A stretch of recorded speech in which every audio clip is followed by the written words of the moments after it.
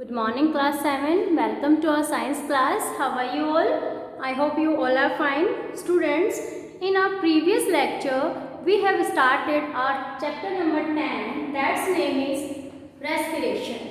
ठीक है, हमने अपने पिछले लेक्चर में चैप्टर नंबर 10 रेस्पिरेशन को स्टार्ट किया था। उस लेक्चर में हमने रेस्पिरेशन क्या होता है, कौन से इसके टाइप्स होते हैं, कैसे रेस्पिरेशन और डिफरेंट होता है ब्रीदिंग से, है ना। ब्रीदिंग रेट क्या होती है, एक नॉर्मल पर्सन की ब्रीदिंग रेट जो होती है वो कितनी होती है, इन सब के बारे में हमने पढ़ा था। अब देखिए आज की क्लास में हम कि जो प्लांट्स हैं और जो डिफरेंट एनिमल्स हैं उनके अंदर कौन से ऑर्गन्स होते हैं जो कि रेस्पॉन्सिबल होते हैं रेस्पिरेशन के लिए, जो रेस्पिरेशन करते हैं, और किस तरह से जो रेस्पिरेशन की प्रोसेस है वो टेक प्लेस होती है। ठीक है, सबसे पहले हम स्टार्ट करते हैं रेस्पिरेशन इन प्लांट्स। ठीक है, अब देखिए जो प्लांट्स के अंदर रेस्पिरेशन होता है वो डिफरेंट प्लांट पार्ट, चाहे वो स्टेम है, रूट्स है ना, या फिर लीव्स हैं, इन सब में होता है। ठीक है, अब देखिए को कहाँ पर होगा, सेल्स के अंदर, है ना। हमने क्या पढ़ा था, रेस्पिरेशन होगा तो सेल्स में, लेकिन अब जो डिपेंड करेगी यहाँ पर रेस्पिरेशन की रेट और वो जो एयर की कंजप्शन है, ऑक्सीजन कहाँ से एंटर होगी, है ना, जो उन्होंने फॉर्म की कार्बन डाइऑक्साइड वो कहाँ से रिलीज होगी। तो देखिए प्लांट्स के अंदर स्टोमेटा प्रेजेंट होते हैं। क्या प्रेजेंट होते हैं, स्टोमेटा, जो गैसेस जो एक्सचेंज होता है उसके लिए रेस्पॉन्सिबल होते हैं, स्टोमेटा। ठीक है, अब देखो स्टोमेटा क्या है, ये स्टोमेटा। ठीक है, प्लांट्स में स्टोमेटा प्रेजेंट होते हैं। कहाँ प्रेजेंट होते हैं ये जो स्टोमेटा होते हैं, ये प्लांट स्टोमेटा एक्चुअली में है क्या, tiny pores. Tiny pores, stomata क्या है, टाइनी पोर्स प्रेजेंट होते हैं स्टेम्स पर भी, रूट्स पर भी और लीव्स पर भी। लीव्स की जो लोअर सरफेस होती है वहां पर ये एक्सेस में होते हैं, ज्यादा होते हैं। ठीक है, अब देखिए स्टेम, जहां पर जो भी ग्रीन स्टेम्स होते हैं या जो वीक स्टेम्स होते हैं, सॉफ्ट स्टेम्स होते हैं, वहां पर तो हम इन टाइनी पोर्स को क्या बोलते हैं, स्टोमेटा। बट जो हार्ड वुडी स्टेम्स होते हैं वहां पर जो ये टाइनी पोर्स होते हैं वहां हम उनको बोलते हैं, इन वुडी स्टेम्स में हम स्टोमेटा को क्या बोलेंगे, टेंटेकल्स। इन वुडी स्टेम्स क्या बोलेंगे, टेंटेकल्स।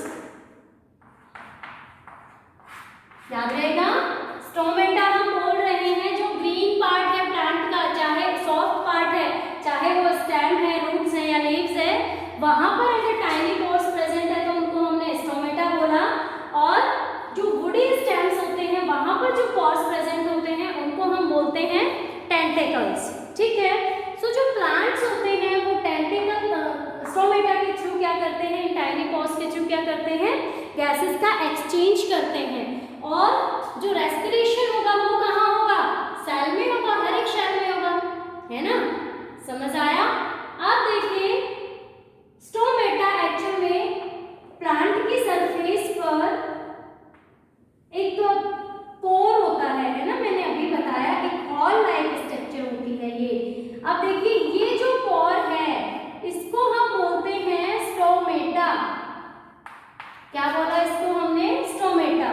ये जो ग्रीन शेप्ड सेल्स होती हैं ये होती हैं अपनी गार्ड सेल। क्या है ये, गार्ड सेल, यानी कि इन्हीं के कंट्रोल से जो गैसेस का एक्सचेंज होता है, इनके एक्सपेंड होने से, इनके कांटेक्ट होने से, जो गार्ड सेल्स के एक्सपेंड होने से, कांटेक्ट होने से क्या होता है, स्टोमेटा ओपन और क्लोज। ये क्या है, गार्ड सेल्स। इन गार्ड सेल्स के साथ में और भी डिफरेंट जो हेल्पर सेल्स जो होती हैं वो यहाँ पर प्रेजेंट होती हैं। ये जो होती हैं ये होती हैं हेल्पर सेल्स। ठीक है, स्टोमेटा तो ये जो पोर है इसी को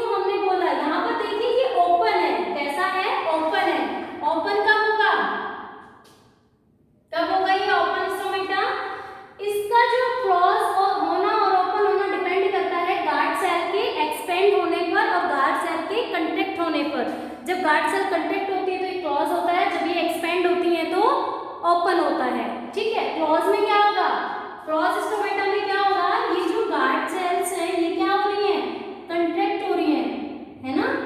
गार्ड सेल्स क्या हो रही हैं, कंट्रैक्ट हो रही हैं। ठीक है, सो ये जो हॉल है ये क्या हो जाता है, क्लोज हो जाता है। इसको हम बोल रहे हैं क्लोज स्टोमेटा। इनकम्प्लीट को मिला के जैसे गार्ड सेल है, हेल्पर सेल है, स्टोमेटा है, इसको हम बोलते हैं कंप्लीट। अगर डायग्राम की बात करें, स्टोमेटल एपरेटस, स्टोमेटल एपरेटस क्या बोलेंगे इसको हम, स्टोमेटल एपरेटस। ठीक है, समझ आया। कौन कौन है इसके अंदर, गार्ड सेल, स्टोमेटा और हेल्पर सेल्स। कंप्लीटली क्या है ये, स्टोमेटल एपरेटस। क्लियर। अब देखिए इन पोर्स के थ्रू जो ऑक्सीजन है वो प्लांट के अंदर जाएगी, वहां से एब्जॉर्ब करेगा और कार्बन डाइऑक्साइड को रिलीज करेगा। हम क्या सुनते हैं कि प्लांट्स हमें ऑक्सीजन देते हैं, ऑक्सीजन देते हैं, बट कौन से प्रोसेस में, फोटोसिंथेसिस में। जिस प्रोसेस में वो अपना फूड प्रिपेयर करते हैं, जिस प्रोसेस के थ्रू, फोटोसिंथेसिस के थ्रू, वहां पर वो कार्बन डाइऑक्साइड को तो यूज करते हैं और ऑक्सीजन को रिलीज करते हैं। बट रेस्पिरेशन में अदर ऑर्गेनिजम्स की तरह प्लांट भी ऑक्सीजन को कंज्यूम करते हैं और कार्बन डाइऑक्साइड को रिलीज करते हैं। क्लियर, समझ आ गया। गैसेस का एक्सचेंज के लिए कौन रेस्पॉन्सिबल है, स्टोमेटा। अब देखिए जो डिफरेंट डिफरेंट एनिमल्स हैं उनमें रेस्पिरेशन को हम डिस्कस कर लेते हैं। कुछ एनिमल्स में जो रेस्पिरेशन होता है या जो ब्रीदिंग होती है वो किसके थ्रू होती है, उनके स्किन के थ्रू ही होती है ना। कुछ में गिल्स के थ्रू होती है, अपने अंदर जो ऑर्गन है ब्रीदिंग के लिए रिस्पॉन्सिबल है, या हमारा जो रेस्पिरेटरी ऑर्गन है वो कौन है, लंग्स, है ना। ऐसे ही जो डिफरेंट डिफरेंट एनिमल्स हैं उनके अंदर हम बात करते हैं। जैसे नेक्स्ट पॉइंट है अपना रेस्पिरेशन।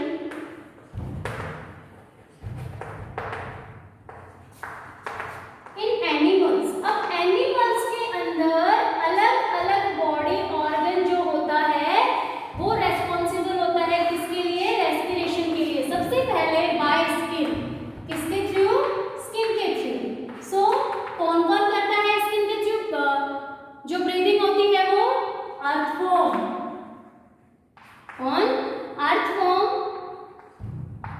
Paramecium, अमोएबा, hydra. सो जितने भी अब देखिए ये तीनों तो यूनिसेलुलर है, यानी कि इनकी कंप्लीट बॉडी एक ही सेल से बनी हुई है, इसलिए ये अपने स्किन से क्या करते हैं, ब्रीदिंग करते हैं। एयर का जो एक्सचेंज होता है वो इनकी स्किन से ही होता है। सेम अर्थवॉर्म में भी जो एक्सचेंज होता है एयर का, जो ये ब्रीदिंग कर रहे हैं वो किसके थ्रू है, स्किन के थ्रू। ठीक है, अब हम बात करें by holes of body surface. Body, कुछ जो क्रिएचर्स होते हैं, कुछ ऑर्गेनिजम्स होते हैं, उनकी बॉडी के सरफेस पर हॉल्स प्रेजेंट होते हैं। उन हॉल्स को हम बोलते हैं स्पाइरेकल्स।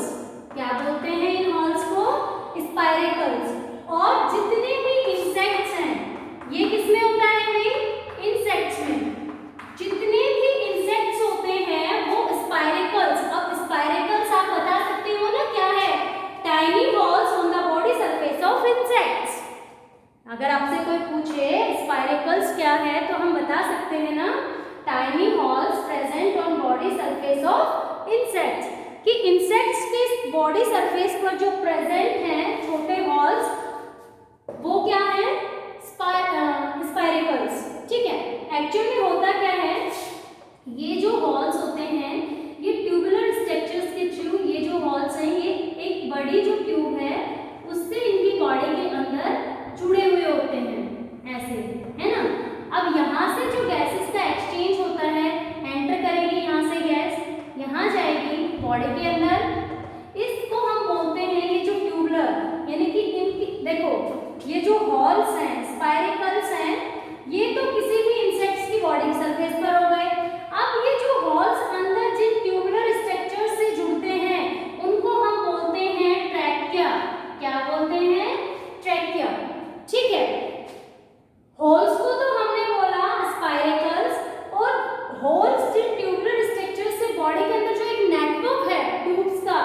जहां से एयर फ्लो करती है बॉडी की हर सेल तक, उनको हम बोल रहे हैं ट्रैकिया। समझ आ गया? तो देखा आपने, अलग अलग ऑर्गेनिजम्स में, अलग अलग एनिमल्स में अलग अलग ऑर्गन रेस्पॉन्सिबल होता है गैसेस एक्सचेंज के लिए और ब्रीदिंग के लिए। समझ आया? अब देखो हम बात करते हैं बाय गिल्स। थर्ड हम बात कर रहे हैं जो ऑर्गन है जो ब्रीदिंग में हेल्प करता है, वो है गिल्स।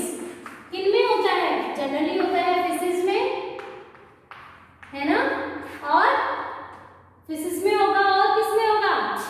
जनरली फिश में होगा, या फिर अदर जो एक्वेटिक एनिमल्स होते हैं। एक्वेटिक एनिमल्स तो हमें पता है ना कौन से होते हैं, जो वाटर के अंदर रहते हैं, है ना, उनके अंदर गिल्स प्रेजेंट होते हैं। आप देखिए ये जो गिल्स होते हैं ये इनकी बॉडी के सरफेस पर, मेनली जो इनका हेड पार्ट होता है यहीं सिचुएटेड होते हैं। जैसे ही वाटर का फ्लो इन गिल्स के कांटेक्ट में आता है ना, वाटर जाएगा। आपने देखा होगा फिश, ऑब्जर्व किया हो कभी आपने फिश को, तो क्या करती है फिश? पानी अपना जो उसका माउथ होता है ना, ओपन जैसा होता है, तो उसके अंदर जाएगा, देन बाहर निकलता है वो साइड से, है ना। सो पानी जैसे ही, वाटर जैसे ही एंटर होता है, तो वाटर में जो डिजॉल्व ऑक्सीजन होती है वो गिल्स के कांटेक्ट में आते ही यहाँ बहुत सारी जो ब्लड कैपिलरीज होती हैं, ब्लड वेसल्स होती हैं, ऑक्सीजन उनके थ्रू कंप्लीट बॉडी में चली जाती है, और जो कार्बन डाइऑक्साइड बनी थी, प्रोसेस देखो वही रहेगा। ऑक्सीजन यूज कर रहे हैं जो डाइजेस्टेड फूड है उसको ऑक्सीडाइज करने के लिए, और वहां पर जो प्रोडक्ट है वो कार्बन डाइऑक्साइड एंड वाटर बना, साथ में एनर्जी रिलीज हुई, है ना। सबका मोटिव रेस्पिरेशन का क्या है कि जो हमें वर्क करने के लिए जो एनर्जी की नीड है वो एनर्जी हम प्रोड्यूस करें, उसी प्रोसेस को तो हमने रेस्पिरेशन बोला था, ठीक है। अब जो कार्बन डाइऑक्साइड है उस वाटर में ऐड करेंगे और वाटर को बाहर निकाल देंगे वापस। समझ आया? गिल्स किसमें होते हैं? फिश में, और अदर जो एक्वेटिक एनिमल्स होते हैं उनमें। अब देखिए ये हमने कुछ टेरेस्ट्रियल एनिमल्स की बात की, कुछ एक्वेटिक एनिमल्स की बात की। एम्फीबियंस, अब से नेक्स्ट है एम्फीबियन। कौन होते हैं एम्फीबियंस? एम्फीबियंस कौन होते हैं भाई? डुअल नेचर होता है ना एम्फीबियंस का, live in water and, water में भी रह सकते हैं एंड ऑन लैंड। एम्फीबियंस हम उनको ही तो बोलते हैं, अगर उनको वाटर मिल रहा है तो वाटर में रह लेंगे, अगर वाटर नहीं है सो लैंड पर भी वो सरवाइव कर सकते हैं। उन एनिमल्स को हम बोलते हैं एम्फीबियन। और सबसे अच्छा एग्जाम्पल है एम्फीबियंस का फ्रॉग। कौन सा एग्जाम्पल है? फ्रॉग। आप देखिए यहाँ पर ये किससे करेगा रेस्पिरेशन? इसके अंदर जो गैसेस का एक्सचेंज है वो कौन से ऑर्गन से होगा? कौन सा ऑर्गन मॉडिफाई होता है? सो जो एम्फीबियंस होते हैं उनमें जनरली, एग्जाम्पल हम फ्रॉग की ही बात कर रहे हैं, सो इसके अंदर ये गैसेस का एक्सचेंज बाय स्किन भी करता है और बाय लंग्स भी करता है ना। दोनों ही प्रेजेंट होते हैं, लंग्स भी प्रेजेंट होते हैं और जो इसकी मॉइस्ट स्किन होती है ना, उसके थ्रू भी करता है। अब कौन सी कंडीशन में कहाँ कौन सा ऑर्गन यूज करेगा गैसेस का एक्सचेंज करने के लिए, तो हम बता सकते हैं जब ये वाटर में रहता है तो ये अपनी स्किन को यूज करता है, और जब फ्रॉग लैंड पर होता है तो वो गैसेस एक्सचेंज के लिए अपने लंग्स को यूज करता है। ठीक है, समझ आया? सो इस तरह से जो डिफरेंट एनिमल्स हैं वो डिफरेंट बॉडी ऑर्गन्स को यूज करते हैं गैसेस का एक्सचेंज करने के लिए। क्लियर? यहाँ तक समझ आया जो हमने पढ़ा? अब देखिए बात करते हैं ह्यूमन बीइंग्स की। सो हमारी बॉडी के अंदर कौन कौन से ऑर्गन हैं, एक कंप्लीट जो रेस्पिरेटरी सिस्टम बनाते हैं। ह्यूमंस के अंदर रेस्पिरेशन को हम अपनी नेक्स्ट क्लास में करेंगे। तब तक के लिए थैंक यू।